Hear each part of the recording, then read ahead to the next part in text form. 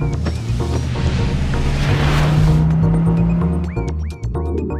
and welcome to the Life in the Fasting Lane podcast. We're here every single week talking, challenging you, encouraging you along your journey with keto, low carb, and intermittent fasting. You can check us out at fastinglane.com. We're also on Twitter and Instagram at fastinglane. And we have a very cool guest this week who I just met yesterday. And when she said she would do the podcast and schedule it, I was like, how about tomorrow morning? So we're up early in the morning, and our guest is Robin Switzer. Robin has an interesting story. She said goodbye to corporate America, much like I did and my husband did years ago.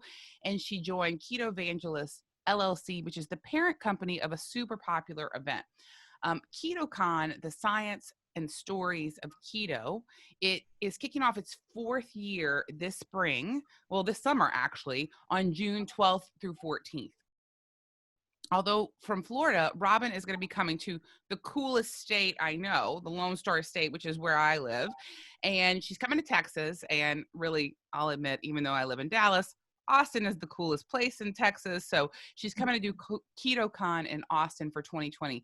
She's got a lot of tenacity. She has a huge vision for this event, and it's grown to become, I think, the largest event in the keto community. And they're going to have 4,000 guests at KetoCon this year. So with all this buildup, Robin, we are excited to welcome you. And if people stick around, we're actually going to tell them how they can win a copy of my book with Megan Ramos and Dr. Jason Fung, Life in the Fasting Lane. And even better, how you can get 2 tickets and win them from KetoCon. Is that right, Robin? That is correct. All right, Robin, thank you so much for being here. Guys, we're super excited to partner with Robin. And if you stick around on this podcast, we got a treat for you.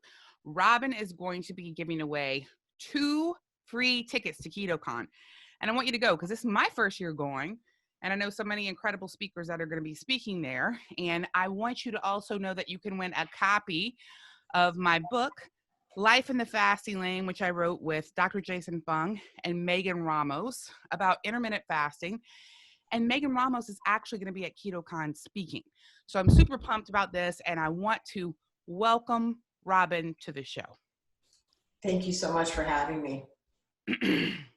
Robin, I'm excited to chat with you and tell everybody the scoop on you and on KetoCon. So first of all, why did you pick Texas? And how did you get KetoCon to grow so large? Because I go to events and they're great, but they're usually like 300 people, 500 people, and events just freak me out. So tell me how you're handling all this and why Texas and how this happened. Oh, wow. So that is like 3 questions in one we could make this whole podcast about. I will try really hard to make it short. So why Texas? Because our parent company, KetoVangelist, is headquartered in Austin. Oh, okay. How I got involved is a whole nother story, and how we grew the event is yet an additional story.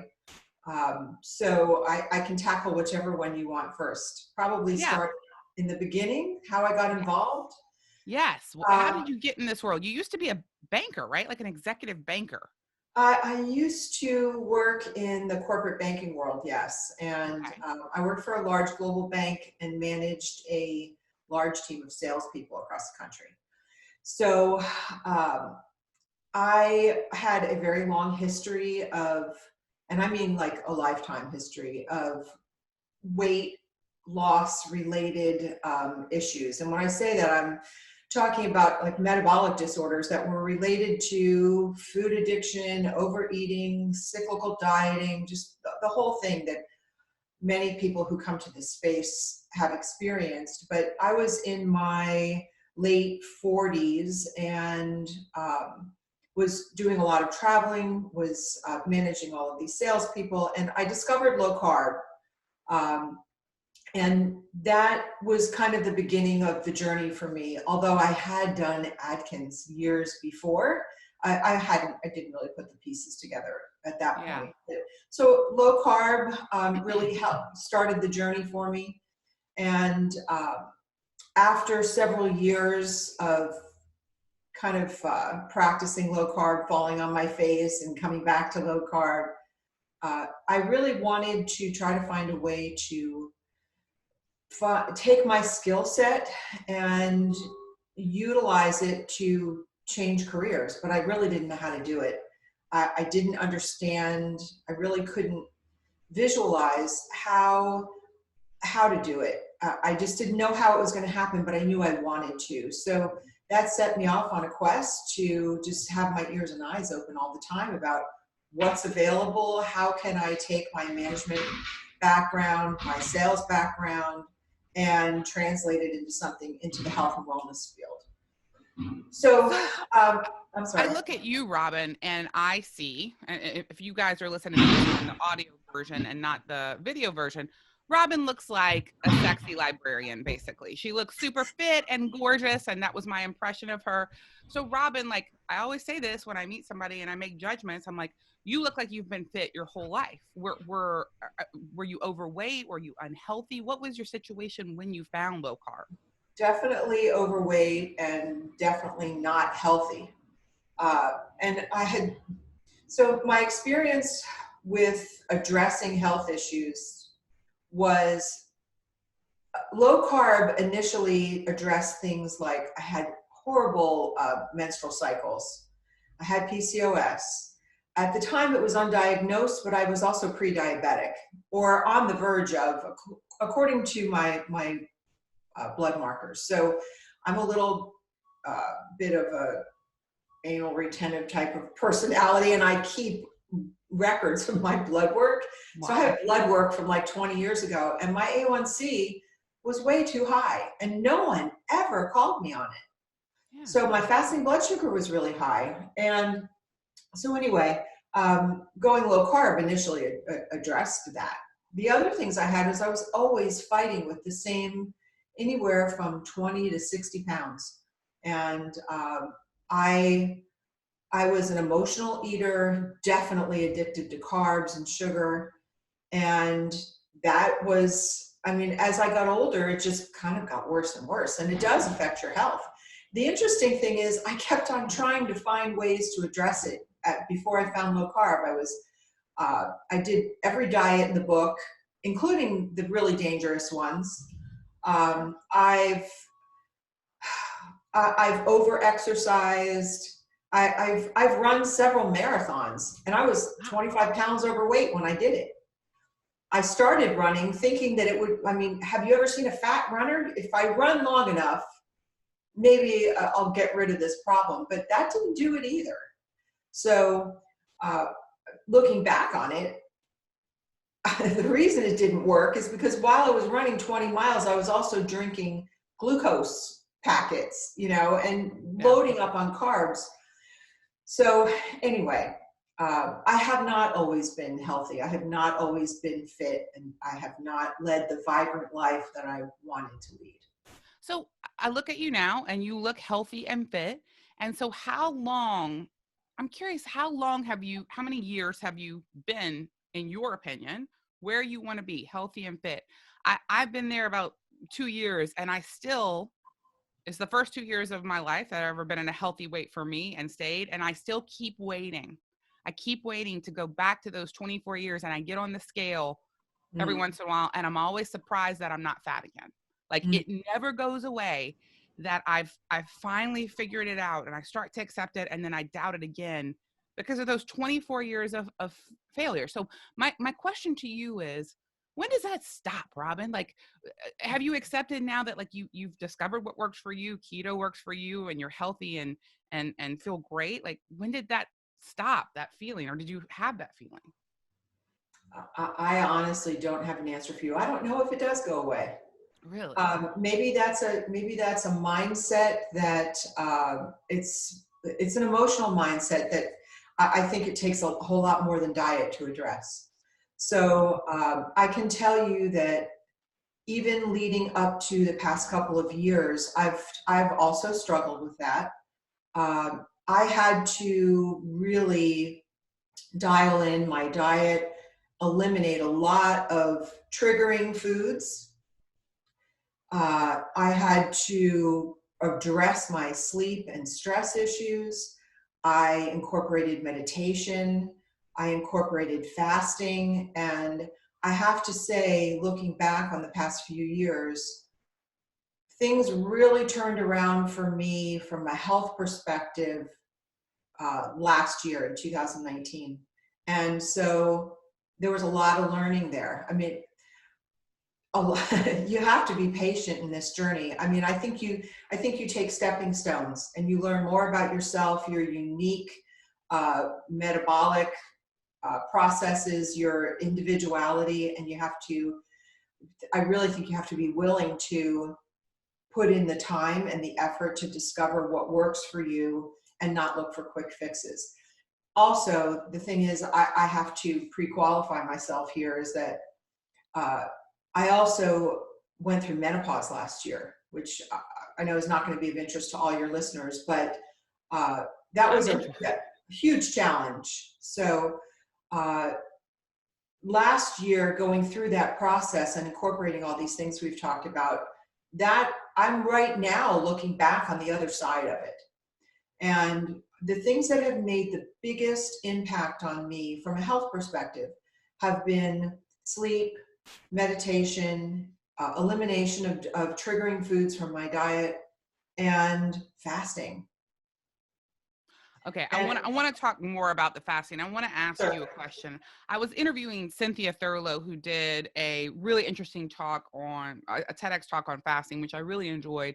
And she was talking a lot about menopause and how fasting helps with it and affects that. And we just got into this interesting conversation that I'd like to ask you, because I think as I speak with women a lot, I find a lot of, and I definitely struggled with this too. I think it's reasonable as women, and I can't speak for men because I haven't been a man, but for women to want to feel good about how they look. Mm-hmm. And I feel this conflict, and I'm interested to hear how you have balanced this. And I think some women want to lose weight and they want to be healthier, but they're only comfortable talking about like the health benefits. And I think especially as a woman who's getting older, I'm going to be 46 in a couple of days, and menopause, I'm sure, is right around the corner. And Cynthia and I were talking about like this invisibility as we get older, and this not giving ourselves enough credit to talk about wanting to look good. And so I think that why people eat better, or why people do low carb or go keto or do intermittent fasting is such a personal choice. Mm-hmm. But do you feel, and I know this is a deep question, but do you feel like you're now, and for a while, your insides match your outsides? Do you look at yourself and say, this is me, and it matches who I am? Yes and no. So the internal part of me that has nothing to do with the reflection in the mirror. Yes, I've come to terms with who I am today, and my focus today is totally different than it was when I was struggling with the weight loss issues. My focus today is to have the freedom, emotional freedom, freedom from overthinking, freedom from obsessing about food, freedom from obsessing about weight, and incorporating joy into my life, which I never allowed room for before because I was too busy focusing on my career. And putting that together and having like I keep on using the word vibrant, but radiant is really more the word. I want to take what I've learned, which has been a very painful emotional path, and help other women, share it with other women or other people who are transitioning in life. I've got 10 years on you. I could have been your babysitter. And I mean, you have to come to terms with that too. So what I meant when I said it's different when I look in the mirror, I mean, I'm doing the best I can to age gracefully. I'm taking very good care of myself, but that doesn't stop the hands of time. Yeah. And that's a hard thing when you've spent your entire life focusing on what you see on the outside.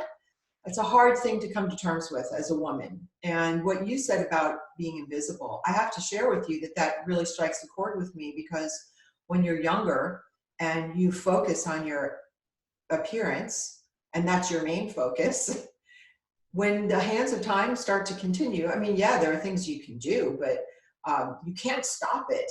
And if all of your worth and value is placed on what you see in the mirror, this phase of life is tough. Yeah. You cannot stop it permanently. Filters don't change what you look like at night. You know, I mean, this world of social media that makes everybody look perfect, it's difficult. I think it's much harder on women, truthfully. Well, I And mean, yeah, I agree. We are more valued a lot of times because of our physical appearance, and that often comes first. I'm in a unique position because my entire adult life, I was, 300 pounds. I was very overweight.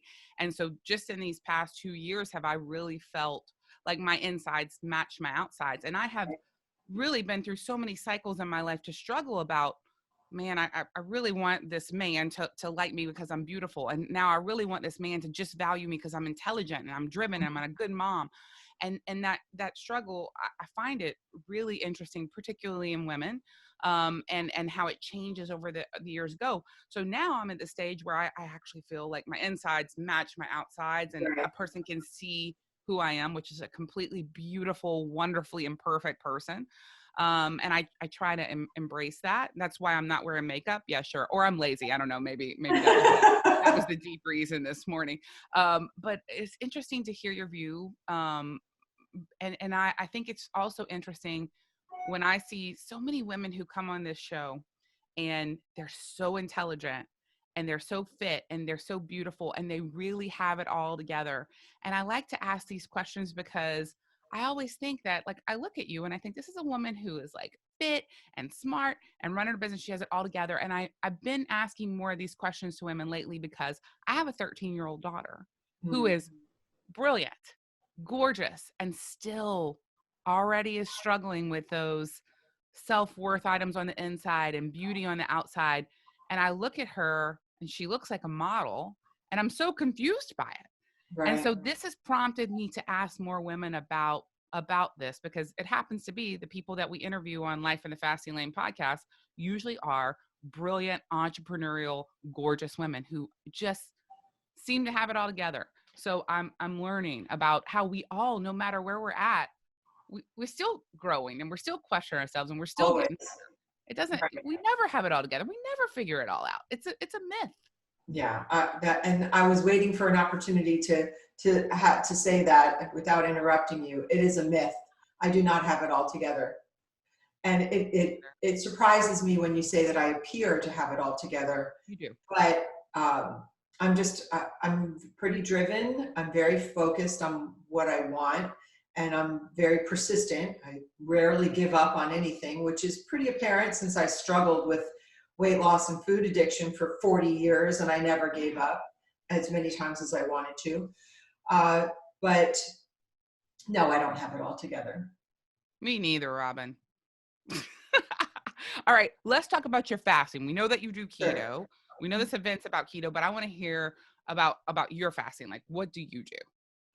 I have, and that's another area that I struggled in. So a few years ago when I tried to do some fasting, I was way too food addicted, emotionally and physically, even still in keto. Before I started the protocol of eliminating triggering foods from my diet, I still was having problems. And it's just been in the past like 8 months or so that I've really been able to really dig deep into the fasting. And for me, dig deep. So currently my schedule is I don't eat breakfast. I usually don't eat until somewhere around between 1 and 3 o'clock. And I keep a very short 2 to 4 hour eating window. And then I'm done. 2 to 4? 2 is short. So like you eat it like, do you only eat once or do you eat twice in 2 hours? Sometimes I eat once and sometimes I eat twice. And so I usually break my fast with some tea with collagen in it or bone broth with collagen in it. And then I'll eat some sort of small meal, and then I'll eat a second meal later. I try not to eat after 4 o'clock, because if I eat after 4 o'clock, it affects my sleep. And Huh. I notice my body temperature is increased, and then I don't get as much deep sleep if I eat after 4 o'clock. So one of the things that I've recently started doing that I love making this pate with beef liver and other organ meats. And for my first meal, what I've been doing for the past few weeks actually is just eating scrambled eggs and that pate, which I love now. So my point in telling you that is I eat very, very simple. Like I don't prepare a bunch of keto recipes anymore. I'm very clean, very simple, and pretty limited. And that in itself has brought me the freedom that I was talking about before. What are the Because foods? go ahead. Sorry. No, What go are the ahead. foods that were triggering for you? I'm curious that you cut out. Things with any type of sweetener in them were problematic for me. But anything that mimicked what I used to eat during my emotional eating days. So all the keto treats and the baked goods, anything that the pizza replicas, the cauliflower pizza stuff. I could eat the entire cauliflower pizza. It's because it's pizza. And I haven't looked at that stuff in a while, and it's very possible that I'm at a place now where I can handle it, but I really do not miss it or need it. You sound hardcore. I gotta be honest. 2 to 4 hours of eating a day, and I mean that's pretty impressive. I'm not there yet. That's really just in the past like 4 or 5 months. Prior to Yeah. that, I was doing 18-6. Yeah. It's just been lately that this is going to sound ridiculous. So I use this meditation app called 10% Happier. Okay. And over the New Year's and into the New Year, they did a chat, like a 15-day challenge or something like that. And at the beginning of the year, they incorporated a course about emotional eating and healthy habits into their meditation plan. And one of the things that I did when they started, when they launched this, was I started listening to it every single day. And I mean, this is the visualization exercises is something I've been working on for years, but Sure. there was this one particular exercise that I found so helpful, which is why I'm sharing it with your listeners right now. Yeah. Where you imagine a triggering situation. You imagine yourself in a triggering situation. So you're at a party and everybody's eating, or you're watching TV, and all of a sudden your monkey brain comes up and says, oh, there's this in the kitchen, or there's that, or, they're drinking wine in the movie that you're watching. And all of a sudden it triggers stuff for you, and you start thinking about wanting those things. And as a part of the meditation, you go through the process of, rather than going into a panic, which is what I used to do, you visualize yourself like sitting with, okay, I want that, but why do I want that? Where is that coming from? What am I trying to fill? And then also visualizing yourself just stopping and recognizing it for what it is, but not acting on it. And that's a habit that I know that people who get involved, people who come to this space for fasting, they go through that process. I mean, white knuckling it only works for but so long. Eventually you have to take a look inside and ask yourself, why is this happening? Like, what's going on here? How can I get past this with ease? And so that process of recognizing what's happening and not acting on it has made a day and night difference for me. And I got to tell you, I'm going to be 100% transparent. I was watching a movie last night. Have you seen It's Complicated? I don't think so. Meryl Streep and Alec Baldwin. One of my favorite movies from... Maybe from way back, yeah. Yes, it's an older movie. One of my favorite movies. And they open this movie, which has nothing to do with keto and KetoCon, but relevant to my experience. They opened this movie with this beautiful scene in Southern California, Santa Barbara, where you see the ocean and tile roofs and all this beautiful music in the background. You can tell that there's no humidity in the air. It makes you feel wonderful just watching the opening. And then throughout the beginning of the movie, everyone's drinking wine, they're going to parties, there's all this food. And in the back of my head, even last night, popped up was, wow, wine and cheese. This movie makes me want to eat wine and, drink wine and eat cheese. And without even giving it a second thought, now I had closed my window, I'd stopped eating at 4:00. It was like 8:30 last night. Yeah. What do I end? I find myself in the kitchen, popping a cork, cutting up the cheese. And I went and sat down in front of the TV, and in the very back of my mind, I'm hearing, what the F are you doing, Robin? Like, your window's closed. And, but I still kept on going, sat down on the couch, had a sip of the wine. I was thinking to myself, this doesn't even taste as good as I remembered it. Took one bite of the cheese, and then I was like, wait a minute. Wait, stop this. You're fasting. You don't even like this. You're not hungry. What is going on here? And it was really I wanted to be part of that romantic, emotional experience that I was seeing in the movie. That's all it was. And I was acting on it. What did I do? I got up, put the wine in the kitchen, put the cheese in the trash, and then I was done. That's a huge win. Huge win. So the only reason I'm bringing this up is because I know that people, when they come to fasting, especially when they're coming from a standard American diet, that trigger, those emotional triggers and physical triggers that make you want to derail yourself or allow yourself to derail yourself. It's really just like a mental game. And if you can let yourself slow down and take a deep breath and recognize what's happening for what it is, you can put the brakes on. And I didn't go into a tailspin over it. I didn't, oh my God, I failed and now I have to go eat a cake, because, well, I did it anyway. No, it was just, okay, there's a bump in the road and just move on. I made some hot tea and finished the movie. That is emotional freedom. That's freedom. That's the freedom I've been looking for my whole entire life. Robin, thank you for sharing that. I'm going to look up 10% Happier. I'm going Yes, I would recommend it.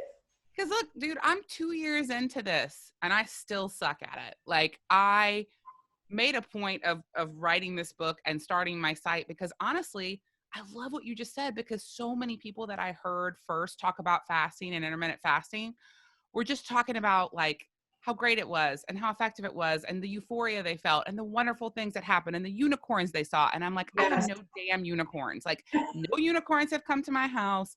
It is hard every time. The physical part is fine. The emotional part just is crap for me. And I do white knuckle it and I fight my way through it. And sometimes I fail and sometimes I get through it. And the getting through it and learning things each week, I would say, gets better and better and better. And it's so weird. Like, I'm so impatient that I'm like 2 years in and I'm not perfect at this. And my husband reminds me 24 years of eating, being carb addicted and being eating sugar and using emotions. Like, it's 24 years you're getting over. 2 years is a small price to pay. So it makes me feel good when I hear you, someone who has been doing this for much longer, struggle and find solutions. And it makes me feel great. Like, thank you for sharing that. Sure. I highly recommend going through the process of visualization, is doing it over and over and over again, because eventually it does click. It does set in. I guess that I heard somewhere about habits just being deep grooves in your brain. And the process of breaking a habit is like a little grain of sand at a time. You just keep on going back and doing the same thing over and over again. I used to pride myself as being a fast learner. Clearly, I am not. Thank you. That gives us all hope. Robin, I can't wait to meet you in person at KetoCon. So 2 questions about KetoCon. Sure. Why is it so big? Like, what are you doing different that like so many people are going? And who are your favorite speakers? We won't tell the other speakers, but like, who are the speakers you're most excited about? Oh, why is KetoCon so big? I think it's because we were one of the first events that launched. So, I mean, we're going into year 4 for us. We started really small, and we did not know what to expect, and we were in the right place at the right time. So we grew exponentially as the ketogenic diet became more and more popular. The other thing is, I won't take credit away from the people involved in this. We worked our butts off. I mean, and we still do. It takes a year for us to pull this off. So we do it year after year. Literally, I mean, like I told you yesterday, we as soon as the event is over, we close the doors at 4:30 on Sunday, and Monday morning we do a recap meeting, and we're starting the following year. We already have the dates for 2021. So this is a year-long process, and I don't do it alone. Okay. So it's not all me. I have a few key people that I really couldn't do this without. Rekha J is our web developer, and she works with me on the operational side of planning the event. Ryan Geffon is our director of sales, and he manages all of the exhibitor sales. And during the show, he manages the exhibitor hall management of. We will have 138 exhibitors this year, and he's responsible for all of it. So, I mean, without them, I couldn't do any of this. Okay, so who are your favorite speakers? Just tell us, Robin. I can't pick a favorite one. So every year we try to bring new speakers that can bring new insights, new research, or new stories to the event. And we have more speakers this year than we've ever had. We have people, so medical doctors, we have, I think 15 of our speakers are medical doctors, and they come from all different places, cardiologists,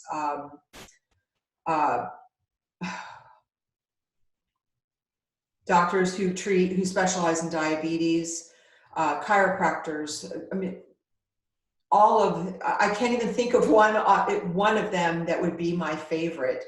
We also have people who are coming in and doing panels where they have weight loss stories of 200 pounds.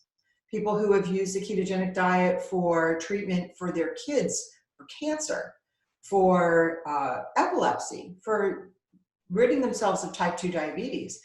I was talking to someone recently where I was sharing, like, I'm so passionate about this because I understand from my own experience the grit it takes to get to the other side of the emotional side of all of this. But these people have far exceeded anything that I've ever had to address. My own journey, it's almost embarrassing to say, oh, I couldn't lose 60 pounds. When these people are, struggling with hundreds of pounds and debilitating metabolic disorders, and they overcome them simply by changing their diet. Yeah. That's just like, I get goosebumps when I talk about it. So I can't really tell you that I have a favorite speaker. I'm thrilled to have Megan Ramos coming back this year to talk about fasting. And oh my gosh, there's so many of them. I have right now 56 different speakers, so I couldn't give you a favorite. I'm sorry. All right, we'll go with that. I'll say Megan's my favorite since she wrote the book together, and I love her. But I'm excited. The topics look amazing. The speakers look amazing. But let me ask you a question that people are usually embarrassed to ask about KetoCon. When I see 138 exhibitors, what I want to know, because I like to eat, is what kind of food, what kind of great new keto food? Are there samples? Is there great meat there? Like, tell me what kind of things I get to eat if I come to There keto. will be all of the above. So yeah. I would say a good 90% of our exhibitors are typically food product manufacturers. So there's all kinds of keto treats and products, drinks, coffees, meat.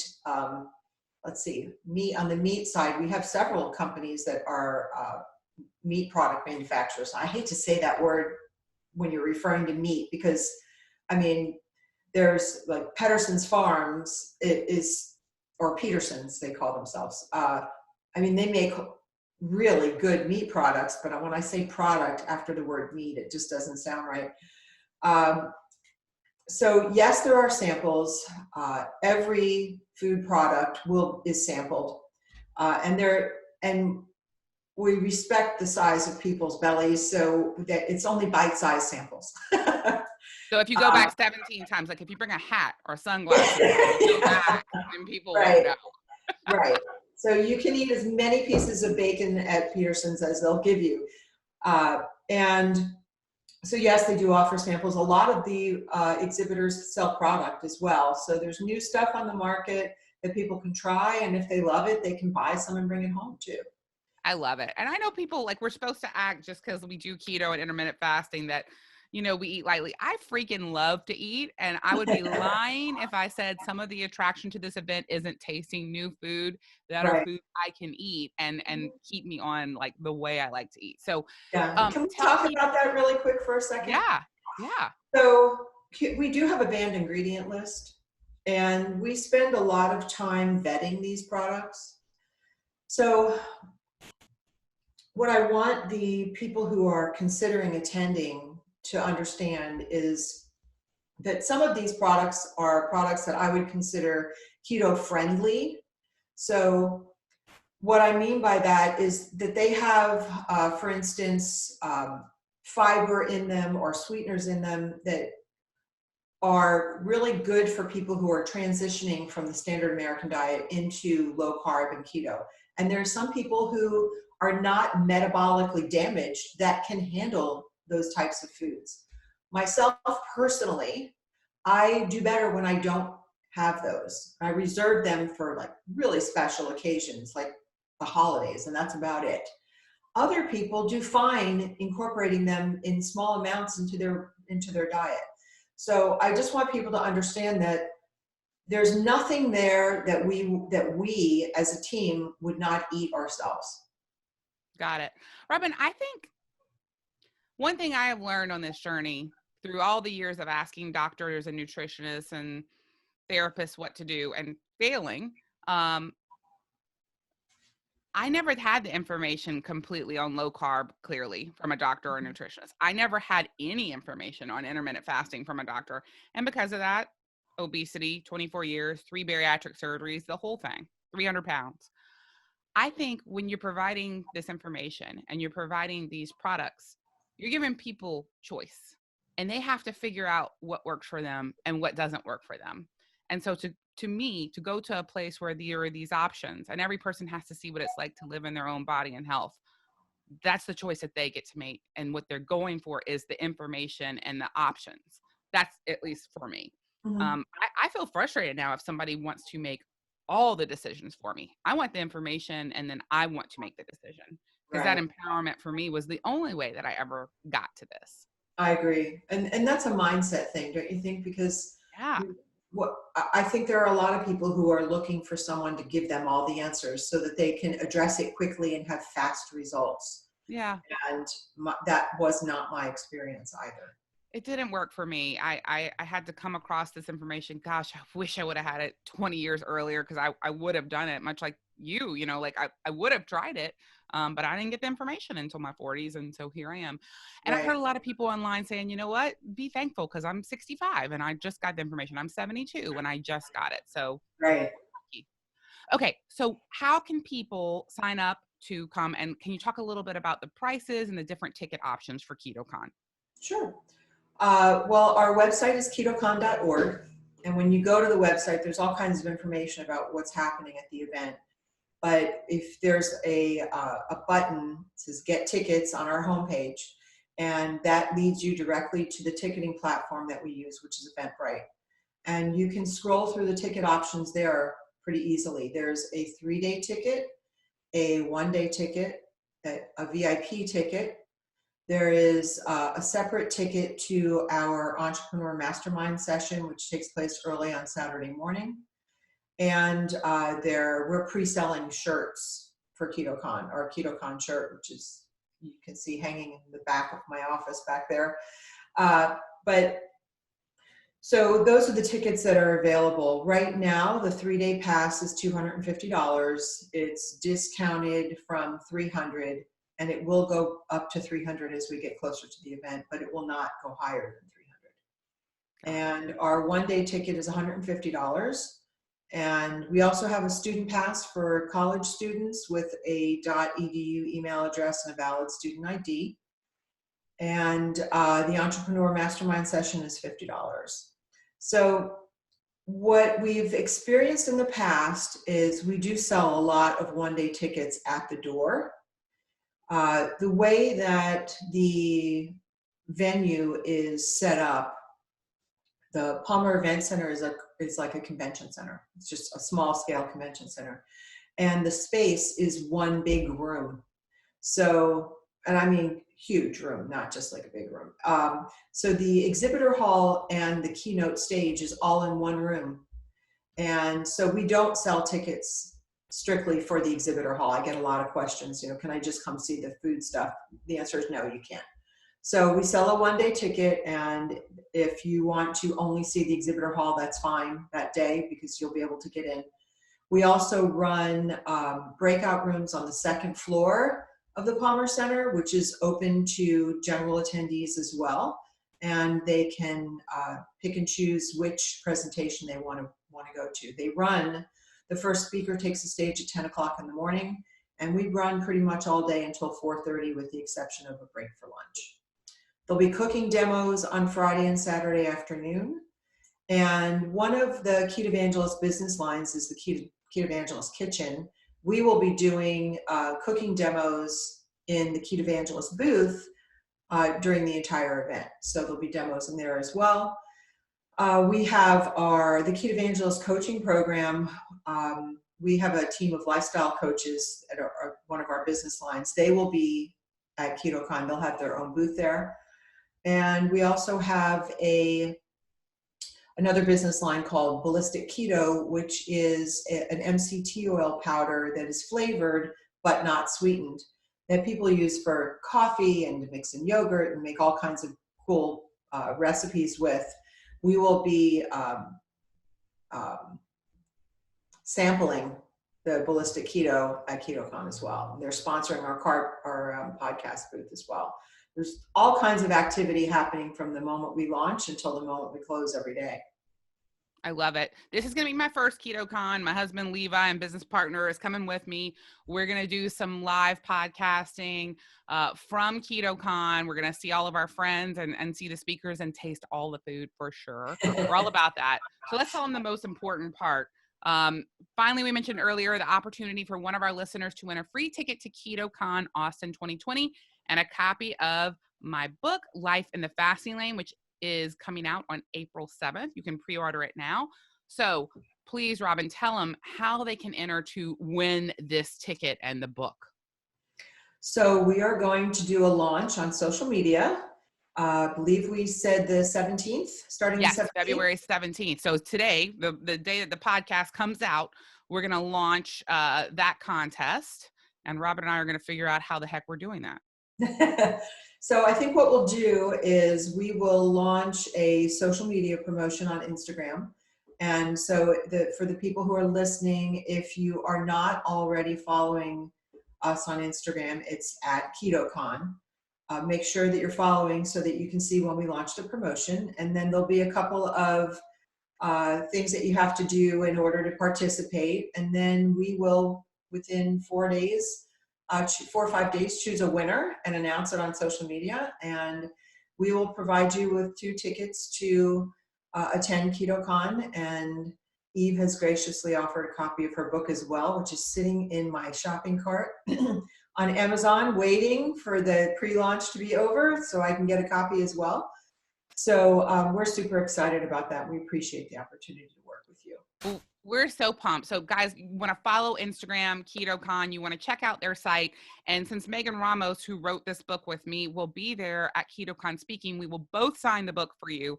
And I think there might even be a few other books that we're going to have at the event as giveaways, I think perhaps at the VIP dinner. Mm-hmm. So Robin, thank you so much for being our guest today. I really appreciate it. Thank you. I hope I touched on the topics that you wanted to talk about. I tend to go down rabbit holes every time I start talking about this. I thought you were freaking fabulous. Okay, Robin, one more time, tell people if they want to follow you. I know they know KetoCon, but like if they want to follow you and see where you're at, where can they look for that? Well, they won't be totally entertained. I can tell you that. But my Instagram handle is the Robin Switzer, and to tell you how unsophisticated I am with social media, the reason it is the Robin Switzer is because I had many years prior created an Instagram account as Robin Switzer, and I couldn't remember the password. I couldn't reset the password. So I just started a new one as the Robin Switzer. And so Robin, anyway. we're not telling people that. We're telling people that Robin is so in demand and famous that she had to be called the Robin Switzer because people were just trying to act like her. So that's the story we're going with. Totally imperfect. As I told you before, no, I don't have it all together. All right. Well, me neither. Robin, thank you so much, guys. Check out KetoCon. I will be there. I can't wait to meet you and see you there and meet Robin finally in person. Thanks so much for tuning in to the Life in the Fasting Lane podcast. You can check us out at fastinglane.com and on Twitter and Instagram at fastinglane. And until next time, to your health and hotness.